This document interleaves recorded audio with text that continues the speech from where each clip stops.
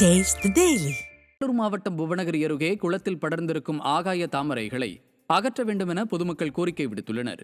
வெய்யலூர் கிராமத்தில் பொதுமக்கள் பயன்படுத்தி வந்த குளமானது தற்போது தூர்வாராததால் ஆகாய தாமரை மண்டி துர்நாற்றம் வீசும் அவல நிலை ஏற்பட்டிருக்கிறது. இதுகுறித்து மாவட்ட நிர்வாகத்திடம் பலமுறை புகார் அளித்தும் பயனில்லை என குற்றம் சாட்டிய பொதுமக்கள் குளத்தை விரைந்து தூர்வார நடவடிக்கை எடுக்க வேண்டும் என வலியுறுத்தியுள்ளனர். மயிலாடுதுறை அருகே அறுந்து கிடந்த மின்கம்பியில் மின்சாரம் பாய்ந்து விவசாயி பரிதாபமாக உயிரிழந்தார்.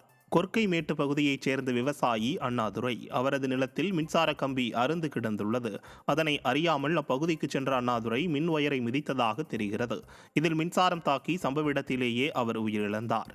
இதை கண்ட பொதுமக்கள் மின் கட்டணத்தை மட்டும் தொடர்ந்து உயர்த்த தெரிந்த திராவிட மாடல் அரசு மின்கம்பங்களை முறையாக பராமரித்திருந்தால் இத்தகைய உயிரிழப்பு நடந்திருக்காதே என ஆவேசமாக தெரிவித்தனர்.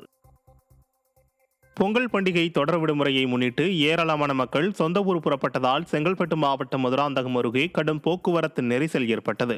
மதுராந்தகத்திலிருந்து ஆத்தூர் சுங்கச்சாவடி வரை கடும் போக்குவரத்து நெரிசல் ஏற்பட்டதால் வாகனங்கள் ஒன்றன் பின் ஒன்றாக அணிவகுத்து ஆமை வேகத்தில் ஊர்ந்து சென்றன. இந்த போக்குவரத்து நெரிசலால் வாகன ஓட்டிகள் மற்றும் பொதுமக்கள் கடும் அவதியடைந்தனர்.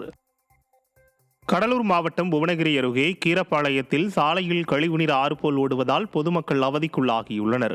கழிவுநீர் கால்வாய் இல்லாததால் வீடுகளிலிருந்து வெளியேறும் கழிவுநீர் சாலைகளில் தேங்கியுள்ளதால் தொற்றுநோய் ஏற்பட வாய்ப்புள்ளதாக அப்பகுதி மக்கள் அச்சம் தெரிவித்துள்ளனர். மேலும் துர்நாற்றம் அதிக அளவில் வீசுவதால் இரவு நேரத்தில் தூங்க முடியவில்லை என்றும் சாலைகளில் தேங்கியுள்ள கழிவுநீரை அகற்ற நடவடிக்கை எடுக்க வேண்டும் என்றும் அப்பகுதி பொதுமக்கள் மாவட்ட நிர்வாகத்தை வலியுறுத்தியுள்ளனர்.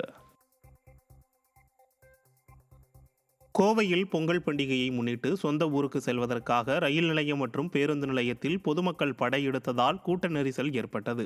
பொங்கல் பண்டிகையை கொண்டாடுவதற்காக அனைவரும் அவரவர் சொந்த ஊர்களுக்கு செல்வதற்காக கோவை ரயில் நிலையம் மற்றும் காந்திபுரம் சிங்காநல்லூர் பேருந்து நிலையத்தில் அதிக அளவில் பொதுமக்கள் குவிந்தனர்.